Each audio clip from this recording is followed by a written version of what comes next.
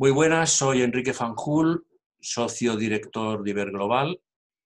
Bienvenidos a un nuevo webinario sobre internacionalización, organizado conjuntamente por el Club de Exportadores e Inversores Españoles e Iberglobal.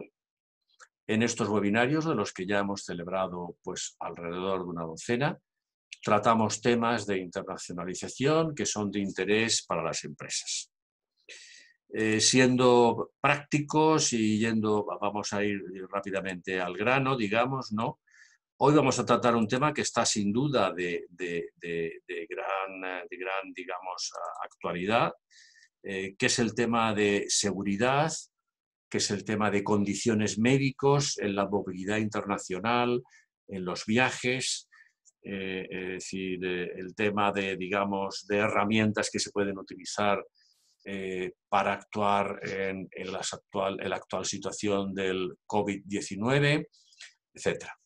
Para eso tenemos a dos ponentes de International SOS, una empresa que está especializada en temas de seguridad, en viajes internacionales, en temas médicos.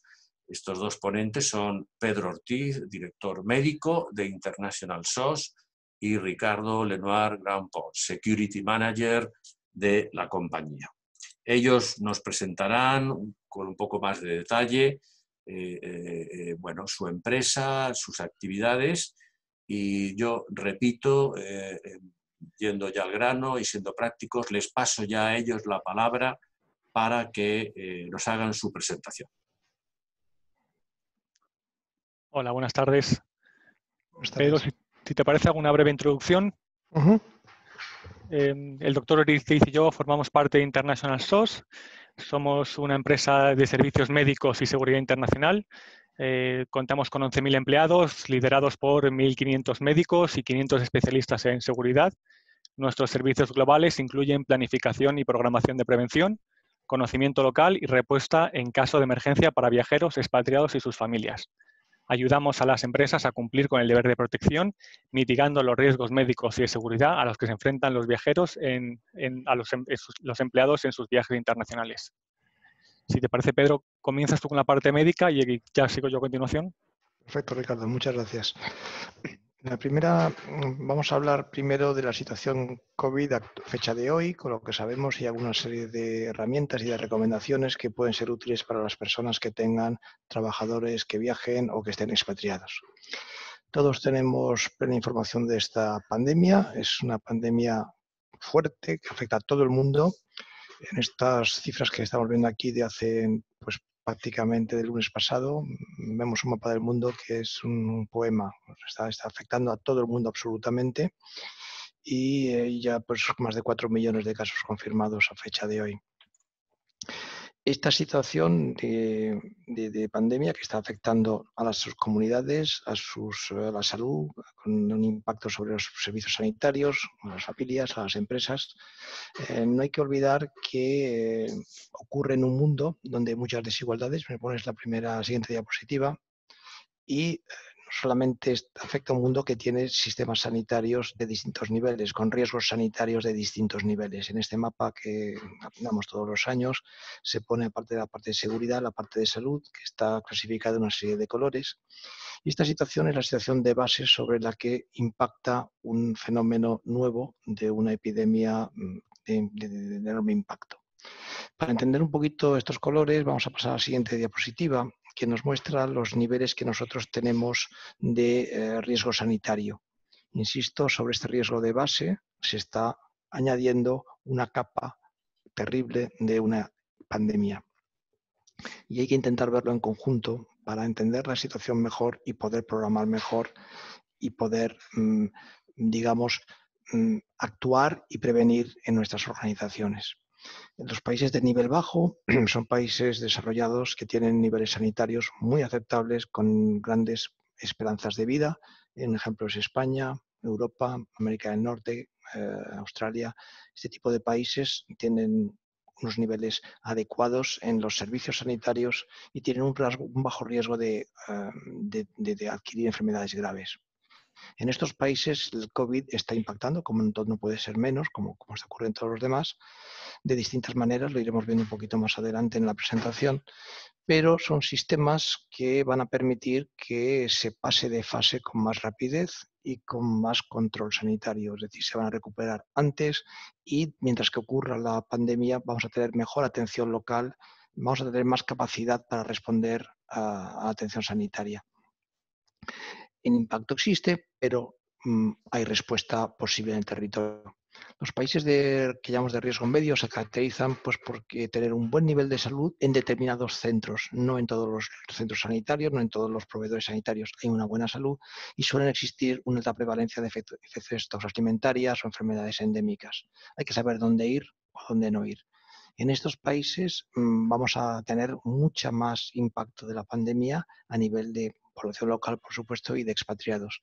Va a haber que ir aún más a estos centros seleccionados, va a haber que informarse en cada momento de cómo está la situación y de cuál es el procedimiento que se ha puesto en marcha para acudir o ser atendido, y va a ser necesario, bueno, pues lo que ya se hacía, hacerlo con más cuidado y teniendo posibilidades de estar saturados estos centros de referencia donde sí se puede ir.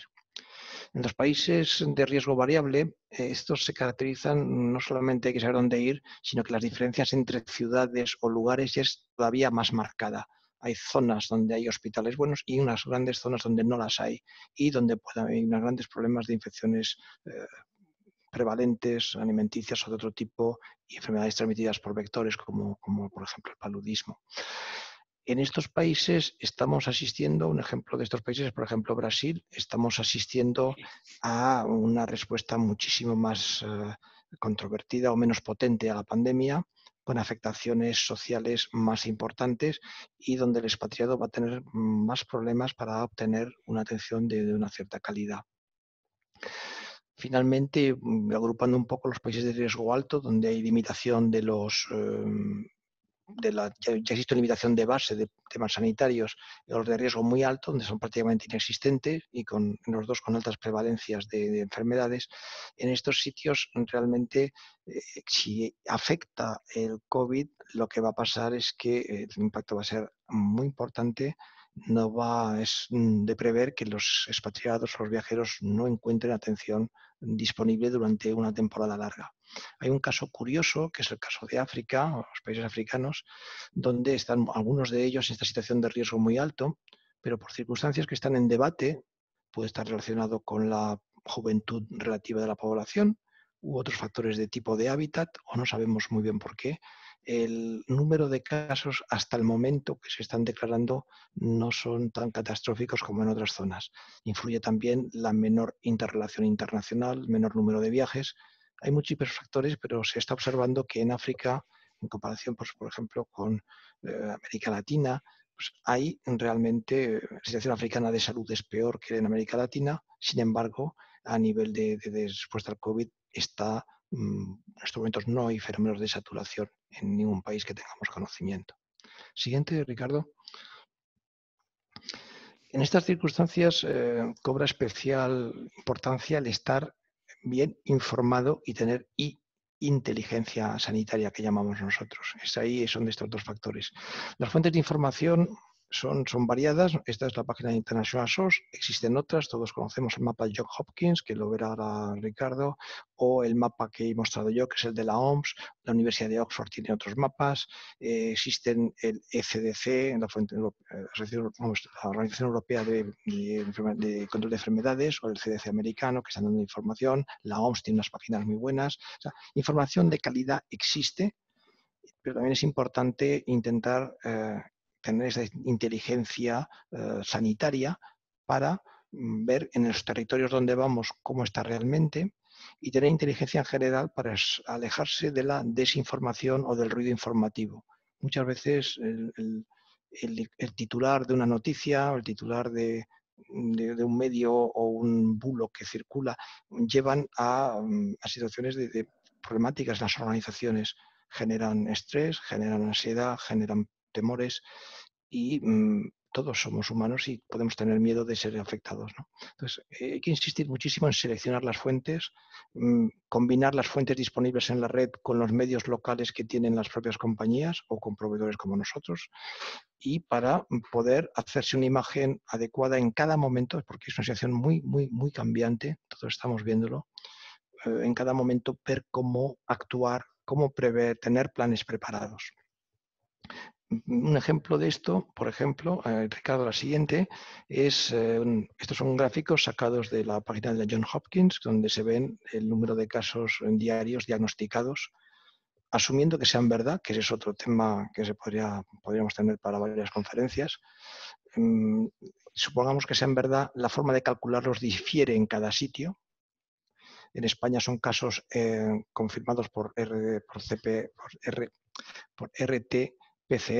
que es la reacción de la polimerasa, que es la más fiable, pero que se estaba haciendo hasta hace 4 días solamente en los hospitalizados, con lo cual nos estamos quitando todos los diagnósticos que se hacen por otros medios, ¿no? Por ejemplo, es el caso español. Si en un caso de otro país lo tienen de otra manera, ya estamos con un sesgo de tipo de información que está.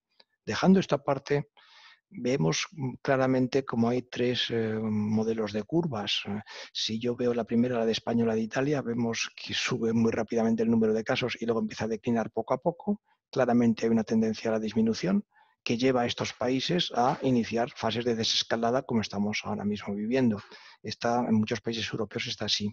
Sin embargo, hay otros países que, o bien como en Estados Unidos o como en el Reino Unido, la curva, bueno, pues no parece que tenga una gran tendencia a disminuir de forma marcada.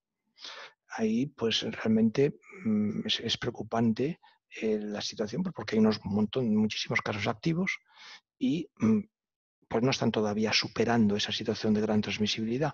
Un aspecto a resaltar tanto en España como en Italia es que observen ustedes cómo la curva de subida, es decir, el número de aumento de casos, va mucho más deprisa que la curva de bajada de disminución de casos. Es así son las epidemias por muchos motivos y esta concreto es así.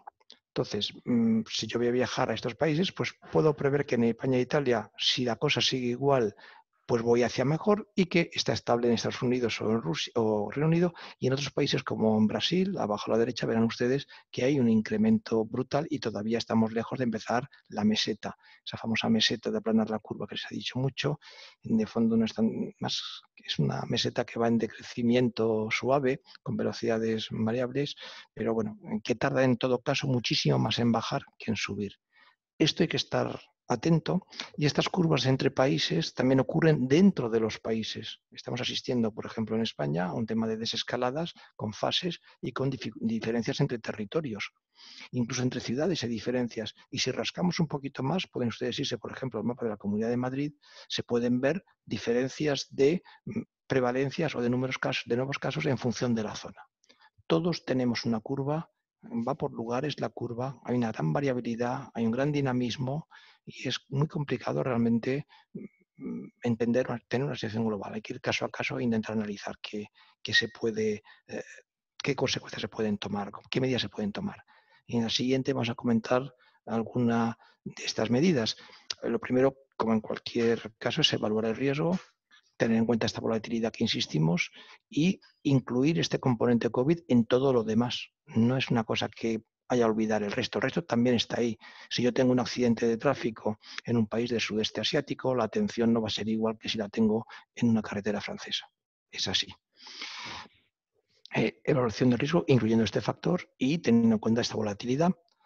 Y lo que nos queda hoy en día quizás sea extremar realmente las medidas preventivas.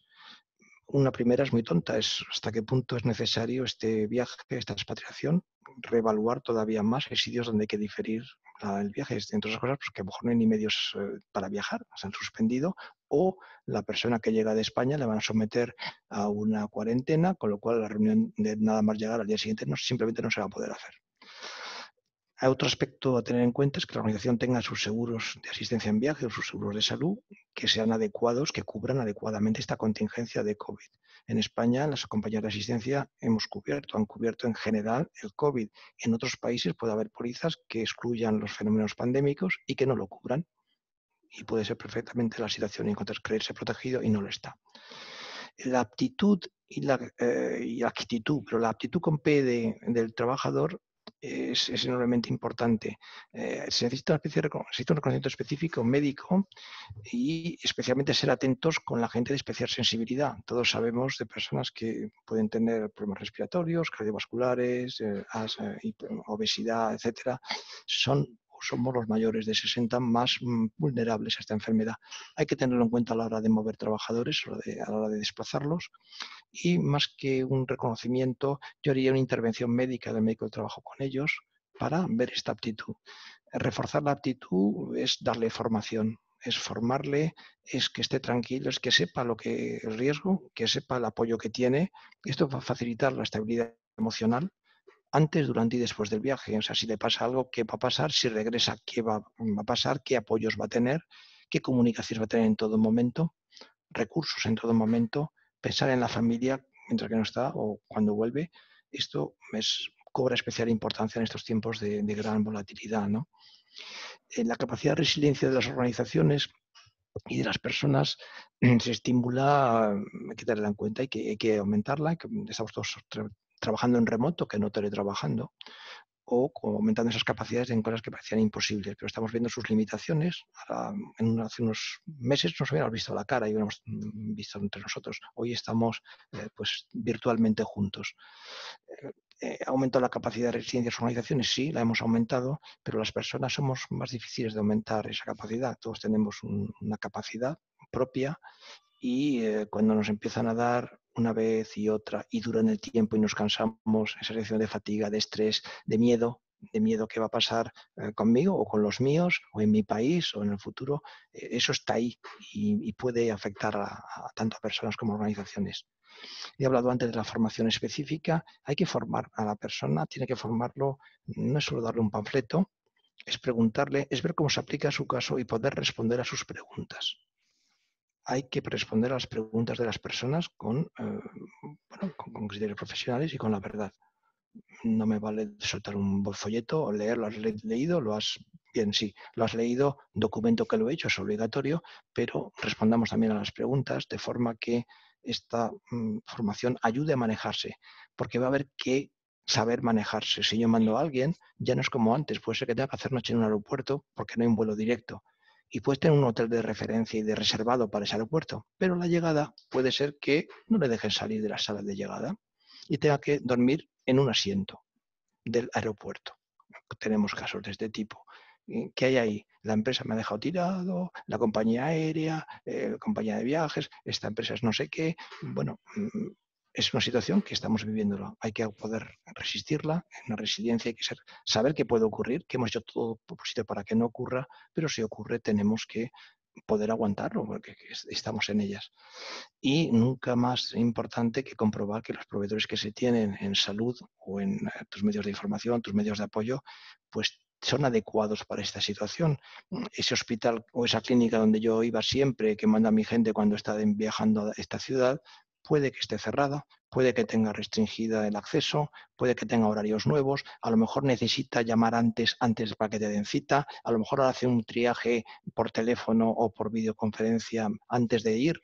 Esto hay que saberlo antes con tus proveedores habituales y en los sitios donde preveas tener una actividad. Siguiente, Ricardo. Y como transición a la parte de seguridad que mi compañero va a presentar, yo quería hacer esta pequeña reflexión, que es el impacto económico del COVID, porque cuando van mal las economías, todo va mal. Los sistemas de salud van mal y los riesgos sanitarios aumentan. También este impacto económico, cuando empiezan las personas a no poder pagar sus alimentos, sus rentas, etcétera, etcétera, pues realmente empieza a haber problemas de seguridad en la sociedad y problemas de desestabilización. Esto es lo que justifican algunos gobiernos para tomar medidas no tan fuertes como las de otros, en algunos casos porque estos gobiernos no tienen otra opción, porque no pueden tomar medidas sanitarias, no tienen los medios y bueno, pues dicen siga todo adelante. Piensen ustedes que hay países donde las personas salen por la mañana de su casa o de su lugar donde viven, para llamarle, no se puede llamar casa muchas veces, y van a buscarse el día a ver qué consiguen comer al final del día o llevar a casa. Eso ocurre en muchos lugares del mundo, donde nuestras empresas tienen actividades y estas personas no se les puede confinar. No es posible, van a tener que seguir buscándose la vida. El tema de seguridad es un tema que preocupa y mucho. Ricardo, cuando quieras, continúa, por favor, con la presentación. Muchas gracias. Gracias, Pedro. Bien, Ahora, a continuación, analizaré la influencia de la crisis sanitaria en el ámbito de la seguridad. Previo a esta crisis, todos teníamos conciencia de que vivíamos en un mundo hiperconectado. Personas, cosas, ideas están conectadas gracias a las nuevas tecnologías. Una lección importante de esta crisis es que vivimos una sociedad altamente vulnerable. Este fin de semana leía una entrevista al psiquiatra Luis Rojas Marcos que decía literalmente: si alguien tenía sentimientos de invulnerabilidad, estos van a desaparecer durante mucho tiempo. Y es que hemos comprobado que todo el globo se ha visto afectado por esa pandemia. La imagen que comparto, que es como anunciaba, como adelantaba el doctor de la Johns Hopkins, representa los casos totales de contagios desde el comienzo. Vemos que, salvo en algunas regiones muy despobladas, ha habido la magnitud, el impacto de la magnitud es bastante amplio. Me gustaría concentrarme en dos regiones: Latinoamérica, de la cual hablaré más adelante, y África, que ya ha mencionado el doctor. África cuenta con un amplio historial de gestión de crisis sanitarias. Todos tenemos en mente ébola, SIDA. Eso ha permitido unos mecanismos de cooperación regional que han agilizado la ayuda entre países. Por tanto, esperemos que esa situación, esa relación de cooperación se dé en esta crisis y que pueda ayudar a que la superen con más rapidez. Si hablamos del contexto global, me gustaría hacer primero una reflexión. El número de revueltas y movimientos sociales entre el año 2017 y 2019 fue mucho mayor que entre el 2010 y el 2017. Aquí vemos una tendencia que probablemente se mantenga durante los siguientes años. Ahora la pandemia lo ha dejado todo en pausa, pero podemos ver que en esos 3 años destinos clásicamente conocidos como seguros, calificados de riesgo medio-bajo, han dejado de serlo.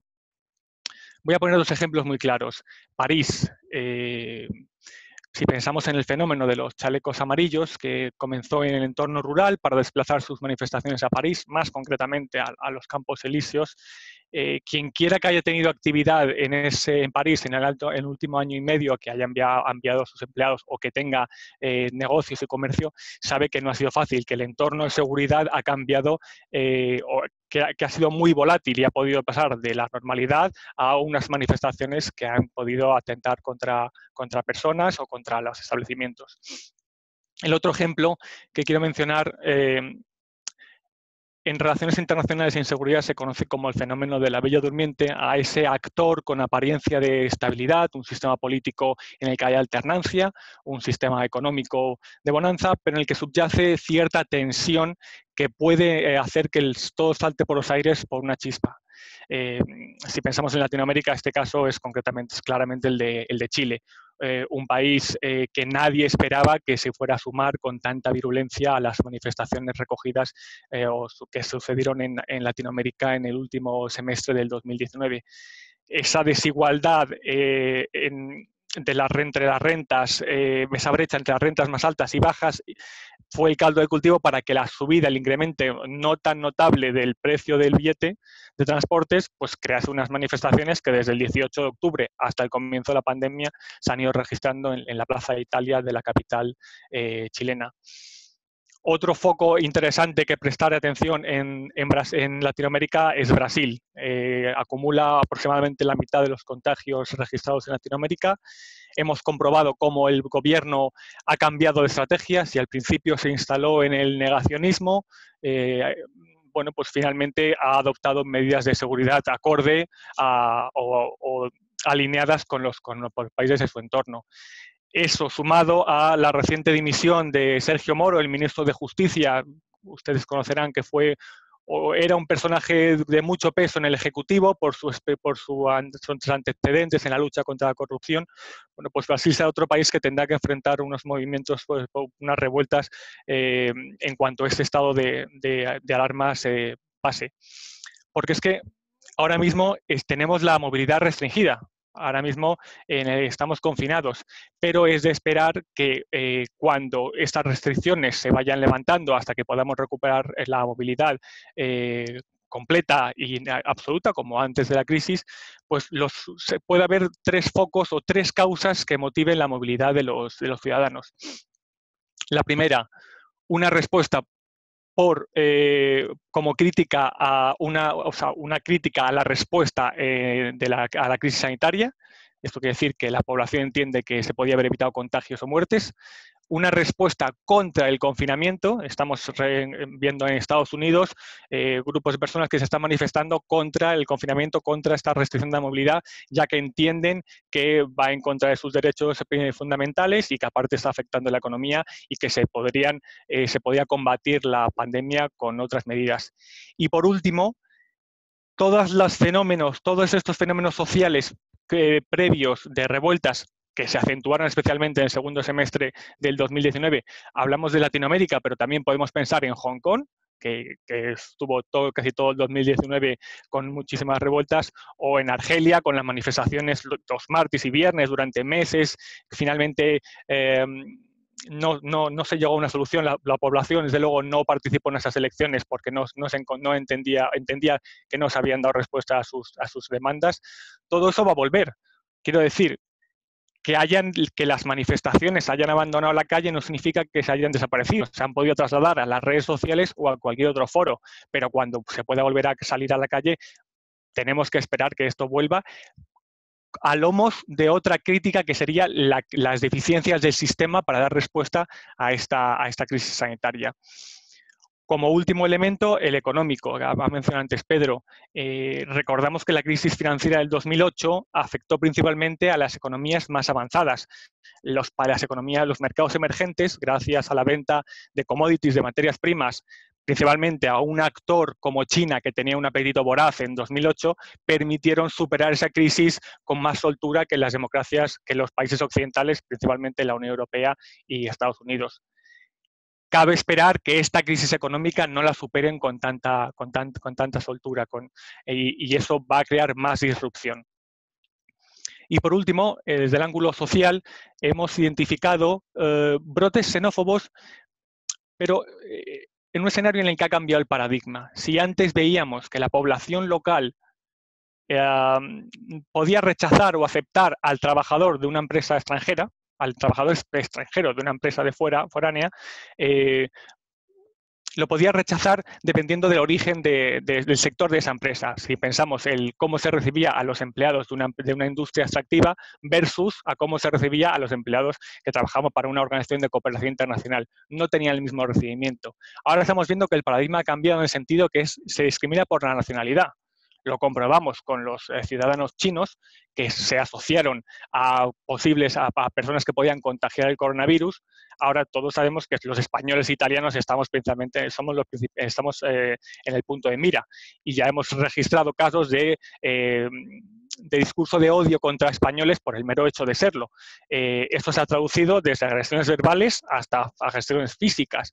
Por tanto, conviene entender este cambio del entorno de seguridad para evitar que nuestros empleados se vean en una situación de hostigamiento. Ha hablado el doctor también de la comunicación, que es el principal desafío para gestionar una crisis.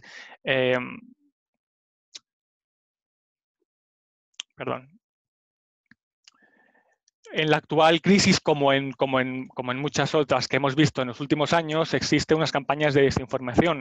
Son difusión de bulos, de desinformación o de grandes operaciones de influencia y de propaganda. No es específico a esta crisis. Lo hemos visto entre estados, con la injerencia de terceros estados en elecciones o en referéndum. También, si bajamos al plano empresarial, podemos ver campañas contra nuestra empresa. Bulos e información tóxica que nos acusa y nos intenta presentar como algo que no somos. Es por eso que debemos de contar con una estrategia de comunicación sólida y para eso es interesante o es conveniente apoyarnos en un proveedor de seguridad que nos facilite esa información. Hay que tener claro una cosa, nuestros empleados siempre van a estar informados. O sea, van a conocer lo que sucede en su entorno, ya sea a través de los medios de comunicación, de las redes sociales, de su círculo social. Es nuestra labor que sea nuestro mensaje el que les llega y no el mensaje del exterior, que como digo puede ser tóxico.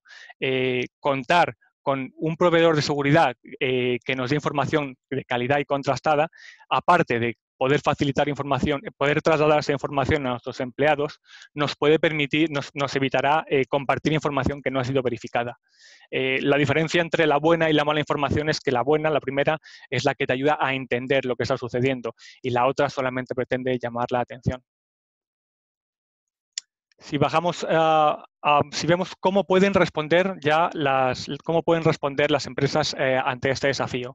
Lo primero parece una obviedad, pero es contactar con los empleados que están desplegados en el exterior y conocer cómo se sienten, conocer cuál es su realidad.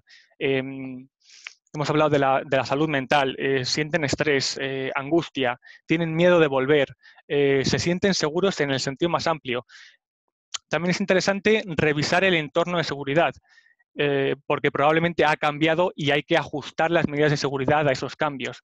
Pongo un ejemplo práctico. Si nuestros empleados desde su domicilio hasta su lugar de trabajo tienen que recorrer 80 kilómetros, y en esos 80 kilómetros puede que tengan que atravesar un municipio. Antes de la crisis eso era un trámite sin más. Se cruzaba el pueblo y se llegaba al destino. Ahora hemos identificado, tenemos registrado incidencias de pueblos en Latinoamérica en la que los vecinos se están organizando para autogestionar la seguridad.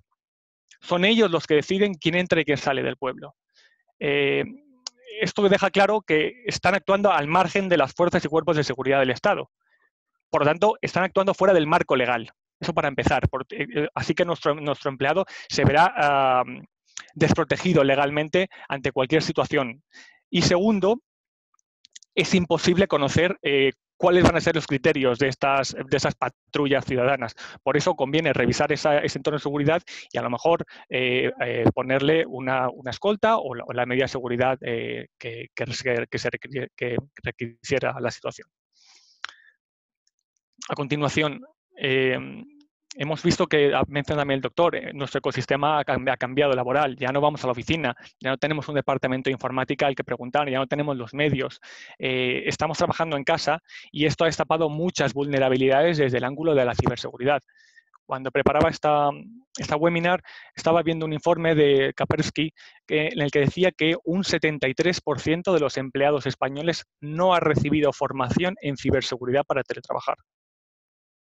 O sea, hemos mandado a nuestros empleados al teletrabajo sin educarlos, sin explicarles cómo tienen que hacer, acceso a la wifi, a páginas que tienen que visitar. Entonces, se suma esa no educación con el aumento de las amenazas y de los ataques. Y otro dato que sacaba el estudio es que el 43%, un poco menos de los encuestados españoles, reconocen haber recibido un mayor número de correos electrónicos de phishing desde el inicio del COVID. Por tanto, se da la tormenta perfecta. Nuestros empleados sin la formación en materias de seguridad y más amenazas aprovechando un momento de vulnerabilidad.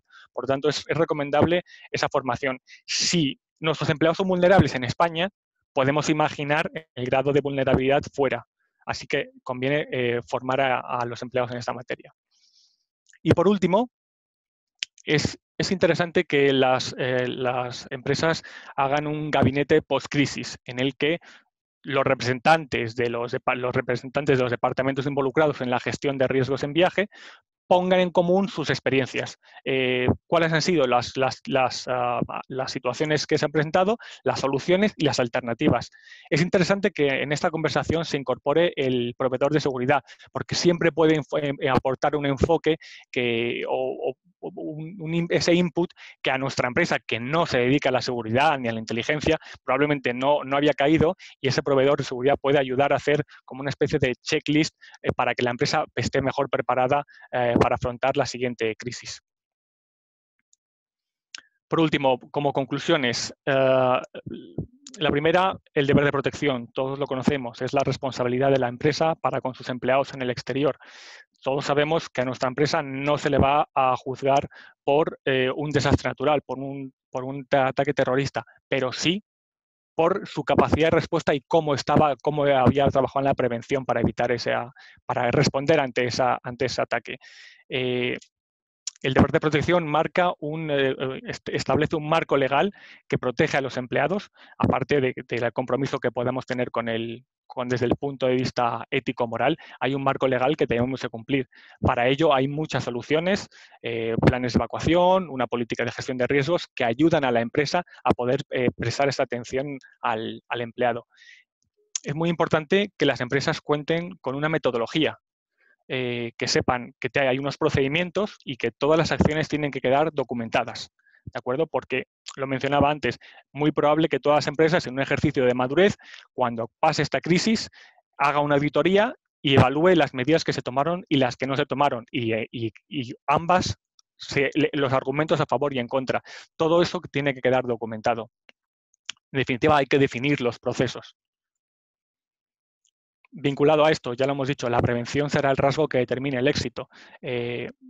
Actualmente las empresas pueden soportar el impacto económico que puede suponer no haber tomado una buena decisión, pero hay dos elementos que se van a ver gravemente afectados. Primero, la retención del talento. Los empleados que hayan visto que su empresa no ha actuado como debe ser, como ellos entendían que debería haber actuado, o como han visto que gente de su entorno ha recibido el trato de su empresa, probablemente busque otro destino. Y segundo, la reputación. Nuestra empresa puede asumir el impacto, como digo, de una sanción o de haber puesto unos medios más caros porque hemos tardado más tiempo en reaccionar, pero hay un aspecto reputacional que cuesta mucho más en recuperar. Ya para acabar, una breve reflexión. Los problemas previos a la crisis siguen sin solución o han empeorado. ¿De acuerdo? Ya lo hemos dicho, que todo lo que traíamos del segundo semestre del 2019, más lo que arrastrábamos desde ese periodo 2017-2019, sigue ahí. Entonces, tienes que ser consciente de que todo esto puede volver. Al hilo de esto, comparto una viñeta que leí en The Economist y que creo que viene muy al caso. Vemos a dos púgiles en el ring, encontramos al mundo luchando contra el coronavirus, vemos que son dos contendientes de mismo tamaño y misma musculatura, pero podemos observar que fuera está un rival que es el doble de alto, el doble de fuerte, que es el cambio climático, que es la gran lucha que debemos tener por un mundo más sostenible y que desde luego en cuanto esta batalla acabe, seguro que está presente. Por lo tanto, por mi parte, eso es todo. Si les parece bien, pasamos a un turno de preguntas. Y Enrique, muchas gracias. Muchas gracias a Pedro Ortiz y a Ricardo Leroy. Ha sido una intervención muy clara, muy concisa. Tenemos una serie de preguntas que han ido llegando, pero yo haría una por mi cuenta para inaugurar el tema, ¿no? Es decir, para plantear un tema que quizá, bueno, pues por un cierto pudor profesional no habéis querido tratar, ¿no? Lo que sí haría, Ricardo, es quitar la presentación, porque así se nos ve mejor a todos, ¿no? Es decir, dejar de compartir, estupendo, ¿no? No, mi cuestión, que yo creo que le puede interesar a mucha gente, es ¿qué tipo de servicios ofrece una empresa como vosotros, International SOS? Y este tipo, habéis hablado de proveedor de seguridad un poco, yo creo que como para describir, digamos, el perfil de la empresa, ¿no? ¿Este tipo de servicios está al alcance de todo tipo de empresas, incluidas las pymes, o solamente está al alcance de empresas, digamos, de un cierto tamaño medio hacia arriba? A nosotros nos gusta decir que vendemos ingeniería médica e ingeniería de seguridad de las instalaciones, vamos, de la seguridad, no de seguridad y higiene, sino de seguridad general. Yo pienso que sí está al alcance. En los comerciales nuestros nos venden y hay empresas que son muy pequeñitas que tienen un interés importante y que compran nuestros servicios. Hay empresas que van a mandar que trabajan haciendo subcontratación en países de alto riesgo y en función del número de trabajadores pues contratan los servicios de seguimiento, de tracker, de viaje, de preparación, de acceso a los servicios médicos, de servicios de seguridad. O sea, realmente no tiene por qué ser una cosa muy, muy onerosa. Sí, si me permites, yo creo que lo enfocaría al revés. No qué empresa nos puede contratar, sino que yo afirmo que todas las empresas tienen que cumplir el deber de protección. Esa es la parte, a partir de ahí, esa es la premisa. independientemente del volumen de empleados y independientemente del volumen de actividad que tengas en el exterior. Por lo tanto, todas las empresas tienen que saber qué significa el deber de protección y cómo poder solucionar y cómo poder atender a sus empleados. Luego, soluciones que hay, bueno, yo cuento con que las empresas de un determinado volumen tienen una política de gestión de riesgos en viaje, que les ayuda, como mencioné antes, a tener procedimentado la actuación. Las empresas plegan mucho en el director de seguridad o una persona similar, ¿no? Pero nunca hay un plan cuando esa persona o está de vacaciones o está de baja o es fin de semana. No se puede delegar toda la seguridad en esa persona, sino que tiene que ser una responsabilidad transversal de toda la organización ocuparse de esta gestión de riesgos. Y luego tenemos planes de evacuaciones, matriz de escalada, en fin, dependiendo ya sí el entorno de riesgo donde operemos, conviene unas herramientas u otras. Y los grandes tipos de servicios que ofrece una empresa de vuestro estilo, International Sol, son, digamos, información previa, es decir, asistencia en el terreno, planes de evacuación. ¿Y cuáles serían los 3 o 4, a grandes rasgos, ¿no? Los 3 o 4 tipos de servicios? Sí, desde el plano de la seguridad empezamos pues, por contar con una política de gestión de riesgos en viaje que haga a la empresa entender tanto pues, los planes de evacuación, cuáles eran escaladas de matriz, sobre todo todos los mecanismos que ayuden a la empresa a fortalecer la prevención, que es disponer de información para evitar que seamos nosotros el impactado por esa crisis. Y es un ejemplo claro. En esa crisis del coronavirus ha habido empresas que han evacuado a sus empleados antes de que se cerrase el tráfico aéreo en un vuelo comercial de Iberia, y ha habido empresas que han esperado hasta el final y han tenido que ir con un vuelo charter. Un vuelo charter, para que nos hagamos una idea, pues ahora mismo se cotiza a unos 150.000 euros un vuelo desde un país de Latinoamérica a España. Por lo tanto, es lo que decía del impacto económico y luego aparte el desgaste del personal, que se ha visto que otros compañeros de otras empresas se han estado saliendo y ellos no. Pero la idea es prevención. Y hay herramientas para ello, como el Travel Tracker, que es cada vez que una persona va a viajar, se enlaza con la compañía de agencia de viajes y te hace una ficha previa, te hace el seguimiento, mientras que ocurre una crisis, te hace una información. Antes de ir a un determinado país nos preguntan qué hospital debo ir, qué hospital no tengo, o me dicen, tengo esta póliza de asistencia, me va a servir bien para este país, tengo que coger un complemento, o tengo que ir a este país, me tengo que hacer un reconocimiento médico especial, ¿dónde me lo puedo hacer? ¿Quién es un buen proveedor? O sea, es muy variado el cambio de información que se da y está adaptada las tarifas al tamaño de la... Muy bien, muchas gracias. Vamos a ver, voy a leer algunas de las preguntas que han llegado. Una de ellas es: buenas tardes, Íñigo de Palacio, España, de Indra. Me alegro de veros y muchas gracias por vuestra invitación. Quería preguntar a los ponentes, dada la dificultad de cumplir los compromisos en el exterior de las empresas internacionalizadas, por la limitación de la movilidad internacional a los viajes de corto y medio plazo para nuestros profesionales y técnicos al terreno, ¿qué ventajas e inconvenientes verían a la negociación en marcos más amplios o en marcos de relación bilateral con países de certificados o pasaportes sanitarios para superar las limitaciones en destino? El famoso tema. Desde un punto de vista médico, hay que informar lo que es y lo que no es. No existe técnicamente, nadie ha demostrado todavía que la inmunidad que se adquiere, las inmunoglobulinas famosas que todo el mundo sabe ya contra el virus, nadie sabe si van a proteger contra el virus realmente o no, ni si lo hacen durante cuánto tiempo. Además, los test que se están realizando tienen unos falsos positivos, falsos negativos, y estamos muy lejos de tener test estandarizados con sensibilidad y especificidad alta.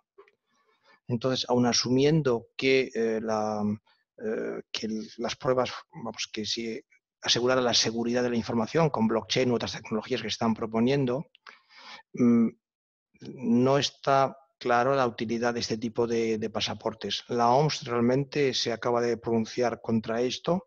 Hay muchas empresas y organizaciones que están trabajando en ello. Bueno, es un tema más, pero realmente hoy por hoy no creo que sea algo que haya que ir detrás de ellos como locos. Probablemente haga más las cosas como la Unión Europea, que está empezando a hacer ya normas de la Comisión para favorecer el viaje entre países, zonas del mismo nivel, homogeneizar un poquito los criterios de alejamiento social, que aquí son 2 metros, en otros sitios es 1 metro, dónde se pone la mascarilla, dónde no. Probablemente ese tipo de acuerdos regionales de un país de un determinado nivel, decir qué niveles hay para desescalada, que sean similares y que la gente sepa lo que tiene que hacer cuando va y si lo sabe y lo cumple, puede ir. Probablemente ese tipo de situaciones sean más eficaces en corto plazo que estos pasaportes. Muy bien. Bueno, aquí tenemos más que una pregunta, es un comentario, lo leo de cualquier forma, muy interesante, muchas gracias.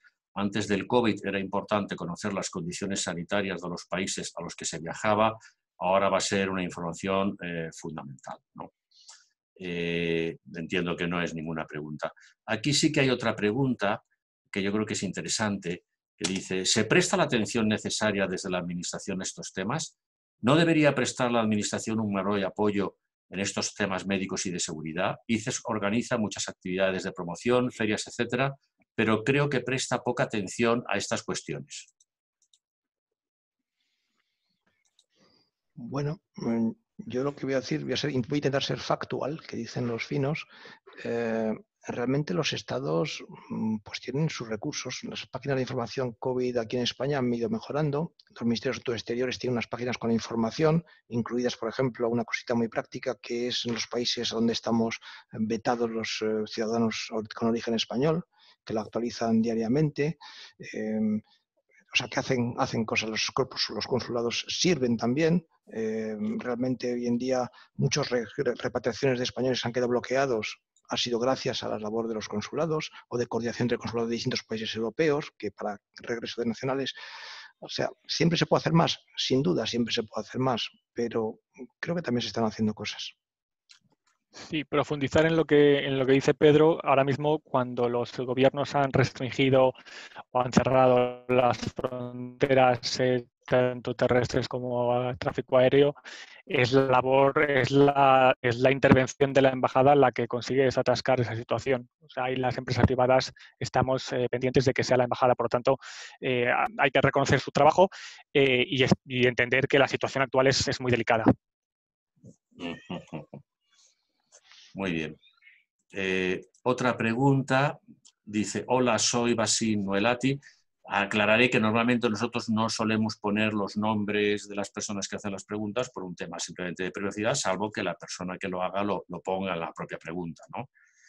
Cerrada esta pequeña aclaración, dice, hola, soy Basim Noelati, CEO de Spain Internship. En nuestro caso estamos muy preocupados por la movilidad internacional, ya que traemos alumnos en prácticas a España y otros países de la UE. Comunicación. El audio no te funciona, Enrique. ¿No me funciona? No se me oye, es decir, ¿qué tal se oye ahora? No te he podido escuchar. A ver, ¿se me oye bien ahora o no? ¿O se me oye mal? ¿Me podéis escuchar bien para la pregunta?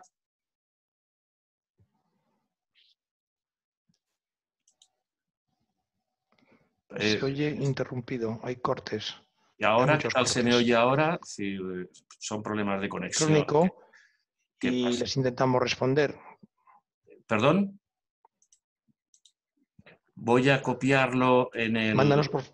Sí, voy a copiarlo en el módulo de preguntas. Exacto, y respuestas. en el chat lo comentas e intentaremos responder, o Sí. Ricardo o yo, a la pregunta. De todas maneras,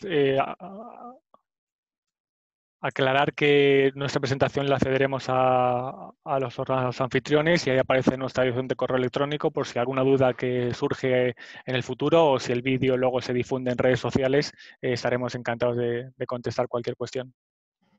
Vale, de cualquier forma voy a poner esta última pregunta en el chat, a ver si la podéis ver.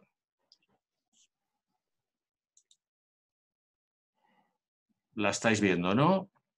Hola, soy Basim Noelati, CEO de Spain Internship. No sé si se me oye mejor ahora o no. Ahora se te oye. La pregunta no la podemos leer en el chat. ¿No la podéis leer en el chat? Bueno, pues voy a leerla otra vez, vamos a intentarlo una última vez. Hola, soy Basil Neloati, CEO de Spain Internship.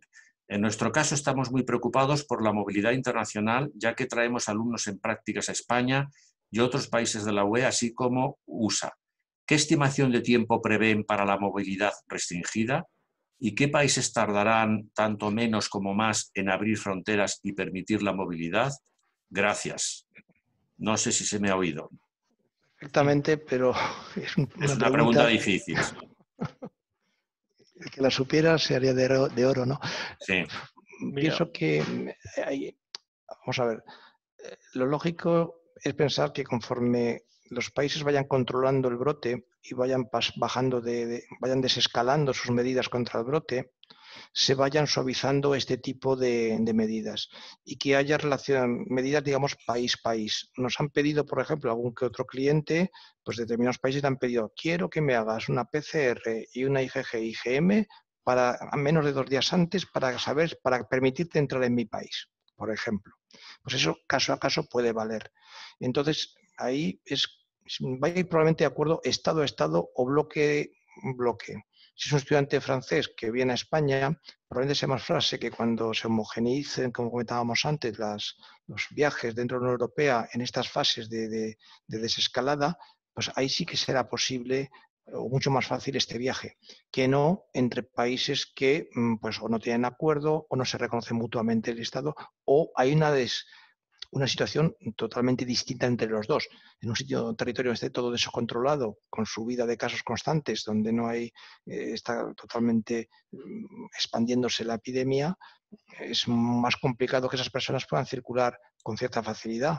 Lo mínimo será pedirles a la llegada que se hagan una cuarentena o incluso unas pruebas. Es muy complicado si aumenta el número de personas. Recordemos que China prohibió el regreso de países de viajeros después de haber oficialmente superado la crisis. Inicialmente los metían en un centro durante 14 días, pero empezaron a tener problemas. Cuando llega mucha gente, cuando hay algún que otro caso positivo, quién lo trata, cómo se maneja. Entonces pienso que iba a ir cuestión de meses probablemente en un escenario optimista. sí, un apunte breve. Estos 5 meses de 2020 probablemente han sido más disruptivos que las últimas 5 décadas en este aspecto. Por lo tanto, es muy complicado vaticinar cómo vamos a acabar el año. Sí que podemos entender que hay sistemas políticos o hay regímenes políticos que tienen más check and balance, tienen más sistemas de pesos y contrapesos. Por lo tanto, las medidas puede ser un poco más complicado que se transmitan. Los que tengan menos de estos sistemas de pesos y contrapesos es mucho más volátil y más rápido que cambien las medidas. Por lo tanto, es muy probable que si un país está llevando una progresión puede dar un brusco giro y volver a una fase 0 o saltar a una fase 3. Es muy complicado y solamente queda esperar y estar viendo caso por caso.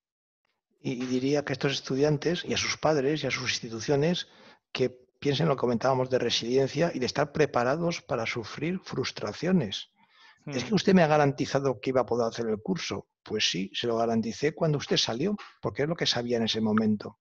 Pero luego ha cambiado y tengo un plan B o intento tener un plan B. Muy bien, pues yo creo que vamos a ver la última pregunta, porque ya van a ser las 6, ¿no? Que tiene que ver muy directamente con el COVID. Y dice, buenas tardes, ¿por qué la curva de España tiene tantos picos acentuados y irregulares cuando desciende? En comparación con Italia es muy irregular. Muchas gracias. En general, estos picos se deben a problemas o a relacionados con la notificación. Yo dejo de notificar 3 días y aumenta el pico porque cuando se suman los casos o no me llegan los datos o cambio el criterio de notificación. Todos recordamos al principio de la crisis cuando China tenía una serie de casos y de repente tuvo 20.000 en un solo día. ¿Por qué? Cambiaron el criterio de diagnóstico y metieron a todos. Aquí en España el criterio de diagnóstico ha sido la PCR en hospital a paciente grave, que era el que tenía capacidad para hacer el sistema, hacer esta prueba. Conforme se empiezan a ver disponibilidad de los casos diagnosticados por IgM e IgG. Entonces, ¿qué pasará? Pues aumenta el número de casos. Entonces, está ligado mucho a estos sistemas de notificación y a cambios de criterio y a cambios de disponibilidad de kits o de medios diagnósticos. Hay que ver la tendencia general. Lo importante es ver la tendencia general. Muy bien. Bueno, pues yo creo que con esto vamos a dar por terminada la sesión. Ya son justo las 6, la hora que nos tenemos marcada para estos webinarios.